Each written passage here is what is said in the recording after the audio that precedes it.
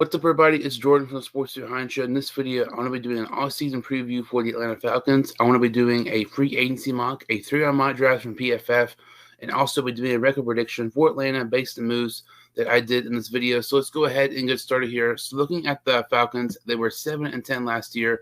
They had starting quarterback Marcus Mariota, but they recently released him, and they have about $66 million in cap space right now. You know, aside from the Bears, I believe that's the most in the NFL currently. And look at some of their team needs for Atlanta.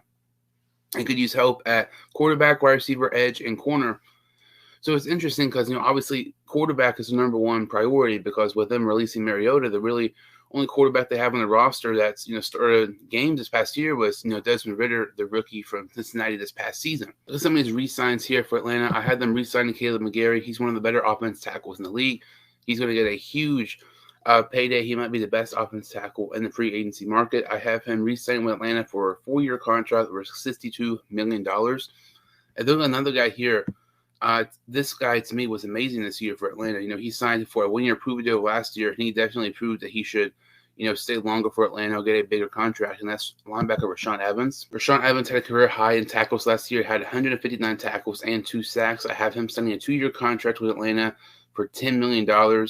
I feel like that would be a really great signing for Evans and Atlanta to get him back because he was one of the few bright spots for this Atlanta defense last season, along with AJ Terrell and a couple other players as well. Look at some of these free agency signings here for Atlanta. I have them signing safety Jesse Bates to a 3-year contract with $42 million.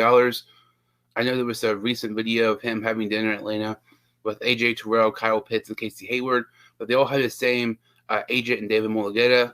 So you don't know if they're just, catching up and stuff, or there is serious talks about Bates possibly coming to Atlanta. One thing is for sure is he's not staying in Cincinnati. Being a Bengals fan, it's pretty much been obvious from the get-go that he's not going to be staying with the Bengals. So I definitely feel like Atlanta has a decent chance to get Bates. 3-year contract with 42 isn't bad. The first 3 years, he had at least 100 tackles and 3 interceptions, but the last 2 years, he's kind of had a slight decline in play. He's good, but I don't think he's as good as he was his first couple years. But this would be a really nice signing here for Atlanta to really help their secondary. Look at some more signings here. Another signing I like is Arden Key. Like I said, the Falcons could use help at edge. I had them signing Arden Key to a 2-year contract worth $8 million. He's had 11 sacks the last 2 seasons. Kind of, quietly had 2 really nice years back to back. Getting some more edge help, I don't think would be a bad idea here. And it's not like you're paying a ton of money for an edge guy. $4 million is not bad for a guy who's had 11 sacks the last 2 years. So I like this signing quite a bit here for the Atlanta Falcons. Another signing here I like a lot for the Falcons. They could use more wide receiver help. And to me, one of the most underrated receivers in the NFL is DJ Chark. I have DJ Chark signing with the Falcons to a 2-year contract worth $14 million. He had over 30 receptions last year, over 500 yards, and 3 touchdowns with the Lions. I know it's not great stats, but when you start looking at this Lions team, I mean, they had so many weapons. They had Hawkinson for some of the season. They had St. Brown. They had, Raymond, just so many guys. Swift, Jamal Williams. They just had so many guys. It was kind of hard to distribute the ball to everybody. But DJ Chark, to me, I would really think would help this wide receiver core for Atlanta. I feel like that'd be a great signing there. He's not a top-tier free agent. So looking at this lack of wide receivers in this free agent class, he's probably top 5 to me. But I feel like this will be a great signing for Atlanta to get DJ Chark to really help your wide receiver core here. So looking at this 3-round mock draft, I know in free agency I did not have them starting a quarterback. I just do not think they're going to sign Lamar Jackson or trade for him. To me, Jackson staying with the Ravens, it just makes too much sense. So the fact that they did not attack a quarterback in free agency, I think it's pretty obvious they're going to be trying to get a quarterback here in the first round. And with a first-round pick, with the 8th pick overall, I had them drafting Florida quarterback Anthony Richardson. I'm a big Florida fan, and this does not make sense to me. Anthony Richardson has potential to be so good, but I just don't get the hype of him being like a top 3 pick or anything like that. He has potential, but he is not even remotely close to starting right now. Like, he has to, in my opinion, maybe set a little bit, maybe set half a year or a year, something like that. But if he can get his tools together and everything, and he could just play half what his potential could be, he could be amazing. But this is a good pick here, considering when you look at Anthony Richardson, all of a sudden it's looking like he could be a top 3 or 4 pick. The Falcons get him with the 8th pick overall. I feel like he can be good. I do really think he can be good and successful in this Atlanta offense where they tend to run the ball. And Richardson is really, really mobile. He's a great athlete. He's a really, really athletic quarterback, by far the most athletic quarterback in the draft. But Richardson, to me, is a really, really nice pick here with the Falcons with the 8th pick overall. Looking at the second-round pick here, they take edge rusher from Georgia, Nolan Smith. I love this pick. This makes a lot of sense. If he's available, go ahead and just mark it down. This is going to be the pick here. This makes too much sense to me. I do doubt that he's going to be here at the 44th pick overall. He's a guy who has slid due to injuries, but, he played at Georgia. Atlanta is in Georgia. He's an edge rusher. Atlanta needs help with edge. It makes too much sense. And he's already the best player on the board. If this happens, this is an A-plus pick for Atlanta. And you get Anthony Richardson and Nolan Smith with your first 2 picks.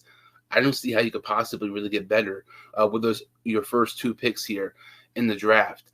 That's a great selection there for Atlanta. And then look at the third round here. They take A&M cornerback Jalen Jones. He's a guy who also should probably be off the board here with the 75th pick overall. And the fact that they get him in the third round is very, very impressive. When you start looking at these, picks here for Atlanta, these first, second, and third round picks, they're all pretty much best player available for the most part. You can make a case Richardson might not be the best player available, but I would say he's probably the best quarterback available at that point.